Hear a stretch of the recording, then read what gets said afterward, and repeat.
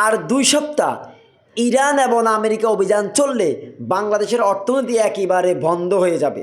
America Iran war continues for 2 more weeks। Bangladesh economy will come to a halt.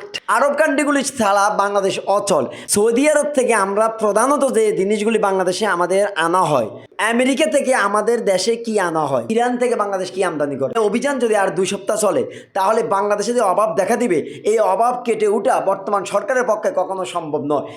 If feels like the situation it's even worse then during the corona virus. এই সময়টা যেন corona ভাইরাসের সময় যে অবস্থা হয়েছিল তার সাথে আরও মারাত্মক অবস্থা হওয়ার সম্ভাবনা আছে। করোনা ভাইরাসের সময় তো মানুষ ঘরবন্দি ছিল, কিন্তু অর্থনৈতিক অবস্থা সচল ছিল।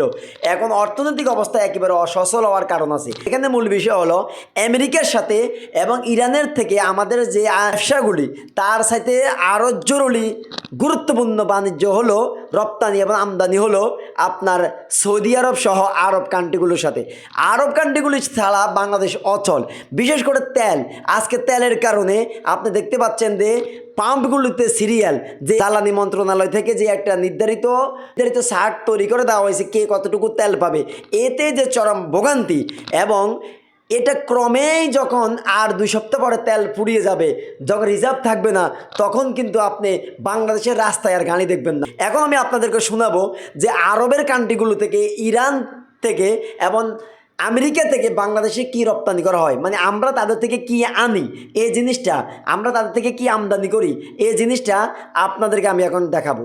দেখুন প্রিয় ভাইয়েরা, সৌদি আরব থেকে আমরা প্রধানত যে জিনিসগুলি বাংলাদেশে আমাদের আনা হয় সেগুলির মধ্যে উল্লেখযোগ্য হলো তেল, গ্যাস, খেজুর, প্লাস্টিক, কাঁচামাল, সার, লোহা, স্টিল, খাবারের কিছু পণ্য, ভেজিটেবলের পণ্য, দুধ, মশলা, তারপর সিমেন্টের, গ্যাসের জিনিস, তারপর লোহা, স্টিল, তারপরে হচ্ছে আপনার প্লাস্টিকের কাঁচামাল, রাসায়নিক পদার্থ।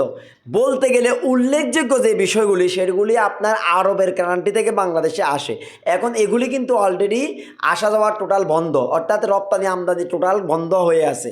তাই এরপরে আমি আপনাদেরকে এখন দেখাবো আমেরিকার সাথে আমাদের কি লেনদেন হয়, কি আমদানি রপ্তানি হয়। প্রিয় ভাইরা, এখন আমি আপনাদেরকে দেখাবো যে আমেরিকা থেকে আমাদের দেশে কি আনা হয়। দেখুন প্রিয় ভাইরা, গম, তুলা, মেশিন, তারপরে বিমানের যন্ত্রাংশ, তারপরে চিকিৎসা সরঞ্জাম, প্রযুক্তি এবং মেডিকেল টুইট পয়েন্ট, হাসপাতালের যন্ত্রপাতি, সফটওয়্যারের যন্ত্রপাতি, শিল্প কারখানার মেশিন, প্রযুক্তির যন্ত্রপাতি, বিমানের যন্ত্রপাতি, উল্লেখযোগ্য অনেক কিছু কিন্তু আমেরিকা থেকে বাংলাদেশে আমদানি করা হয়।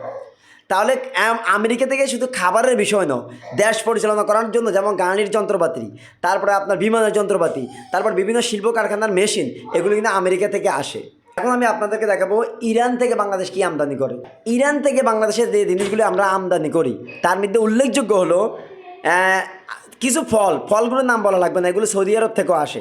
আচ্ছা, তারপরে খেজুর, পেট্রোকেমিক্যাল পণ্য, তারপরে আপনার শুকনো ফল, তারপরে আপনার এই জাতীয় কিছু। তো উল্লেখযোগ্যভাবে আমরা যেটা দেখলাম যে ইরান থেকে বাংলাদেশে যেগুলি আমদানি করা হয় এগুলি এত বেশি জরুরি পণ্য না, কিন্তু আরবের থেকে যেগুলি আমদানি করা হয় বাংলাদেশে, বিশেষ করে তেল ছাড়া গোটা বাংলাদেশ অচল। এবং আমেরিকা থেকে যেগুলো আমদানি করা হয়, তো টোটালি যুদ্ধের কারণে কিন্তু আজকে বিমান বন্ধ, বিমান চলাচল বন্ধ, এবং তেলের কারণে যদি আপনার যানবাহন চলাচল বন্ধ হয়ে যায় তাহলে গোটা বাংলাদেশের অর্থনৈতিক অবস্থা একেবারে বন্ধ হয়ে যাবে। এই অবস্থাতে করোনা ভাইরাসে কী অবস্থা হয়েছিল তার সাথে আরও জঘন্য অবস্থা হবে।